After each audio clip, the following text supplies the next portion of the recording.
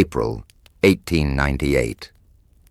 Morgan Robertson, a broke American author, sits at his desk writing about the greatest ocean liner ever built. 800 feet long, 75,000 tons. He calls her the Titan. Deemed practically unsinkable, she carries just 24 lifeboats for 3,000 passengers. On a cold April night, while steaming through the North Atlantic at 25 knots, the Titan strikes an iceberg on her starboard side. 400 miles from Newfoundland, she goes down. Most passengers perish. Robertson's novella Futility is published to little fanfare. It fades into obscurity. Until 14 years later, when fiction becomes horrifying reality. The real ship emerges. March 31st, 1909. Belfast, Ireland. Construction begins on the largest movable object ever created. The White Star Line is building their crown jewel, RMS Titanic, 882 feet long, 46,000 tons. Capacity for over 3,000 people. She features 16 watertight compartments. Engineers declare her practically unsinkable. Because of this confidence, Titanic will carry only 20 lifeboats plus 4 collapsibles. Total capacity, 1,178 people. British law only requires 16 lifeboats. Nobody questions if more might be needed. The ship Morgan Robertson imagined is now being built in steel, but nobody remembers his book, yet. The Man Who Knew Ships. Robertson wasn't psychic. He was a sailor. Born in 1861, he grew up in a maritime family. His father was a ship captain. Robertson worked as a cabin boy, then first mate on Atlantic merchant ships for 10 years.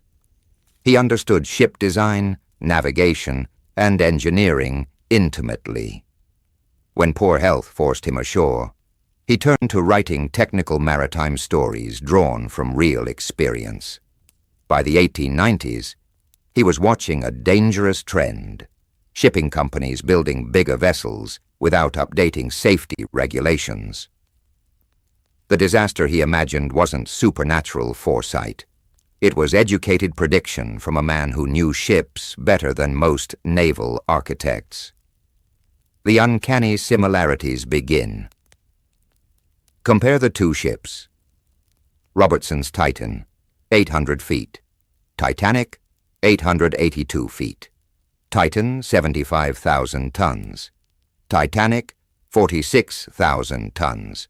Titan, 25 knots. Titanic, 23 knots. Both featured triple-screw propulsion. Both carried wealthy passengers in luxury. Both operated the North Atlantic route between England and New York. Both were deemed practically unsinkable. But here's where it gets eerie. Robertson specified his ship would sink in April in the North Atlantic, after striking an iceberg on the starboard side, 400 miles from Newfoundland. That's exactly what happened to Titanic. Even the names, Titan, Titanic, one vowel apart. The lifeboat problem. Robertson predicted the true horror: insufficient lifeboats. In Futility, the Titan carries 24 lifeboats for 3,000 people. Only 500 can be saved.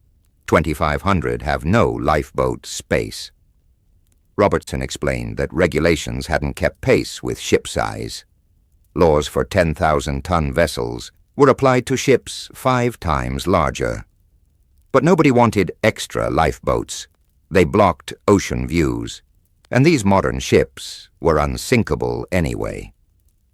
Titanic carried 20 lifeboats plus 4 collapsibles. Capacity, 1,178. On her maiden voyage, over 2,200 people.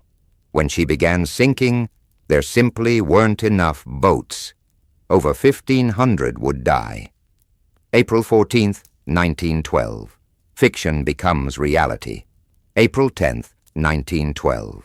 Titanic departs Southampton for New York. She's the largest ship afloat. carrying millionaires and immigrants alike.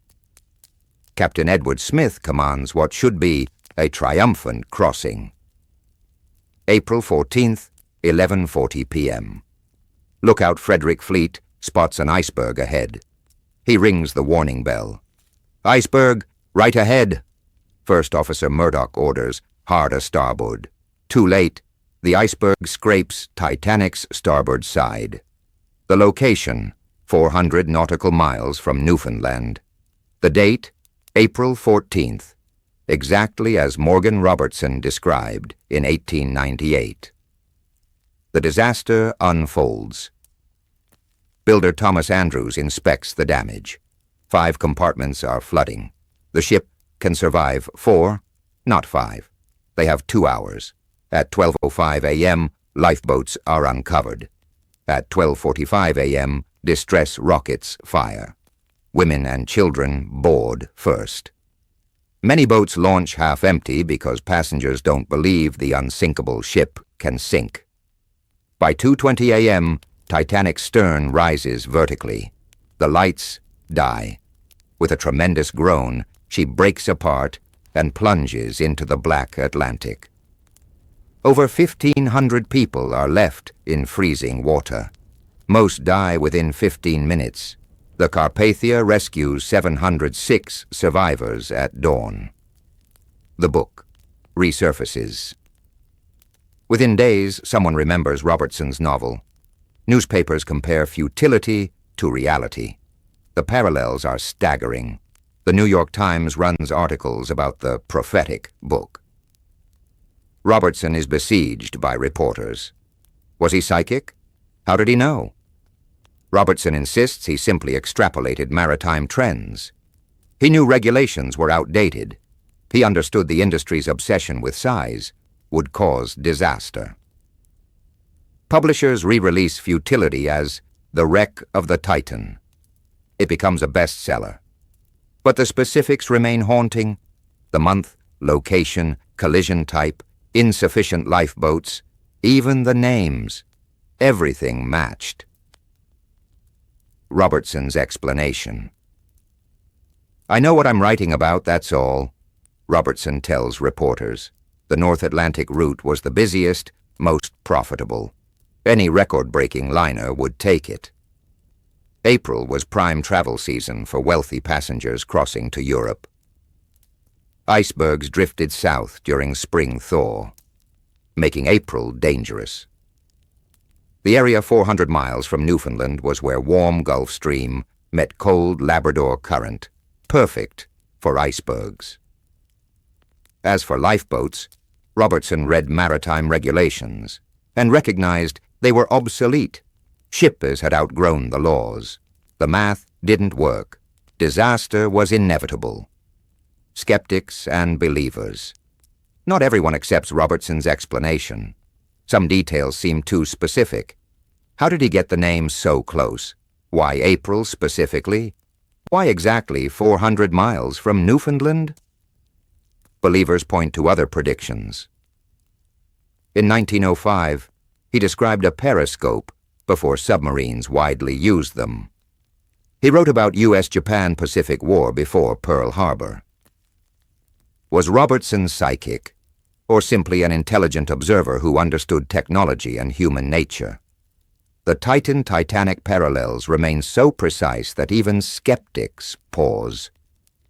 The tragedy's aftermath. Titanic changed maritime law forever. Ships now required lifeboats for everyone aboard. Radio communication became mandatory. Ice patrols were established. Regular lifeboat drills became standard. The disaster killed the notion of unsinkable ships. Engineers learned nature can always find a way through.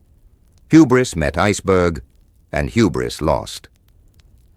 Robertson's book became a cautionary tale in naval academies.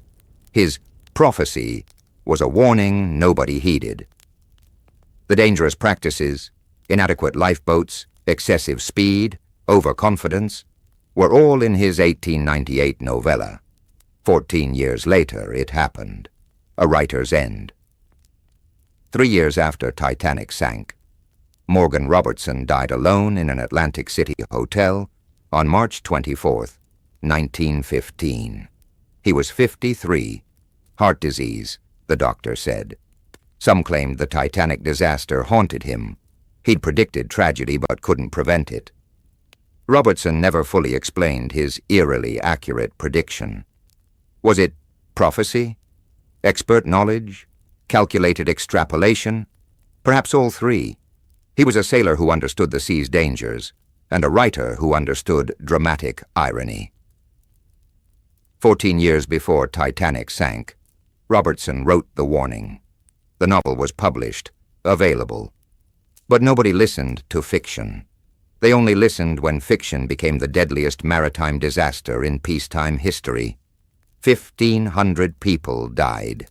And perhaps Morgan Robertson whispered from beyond, "I told you so."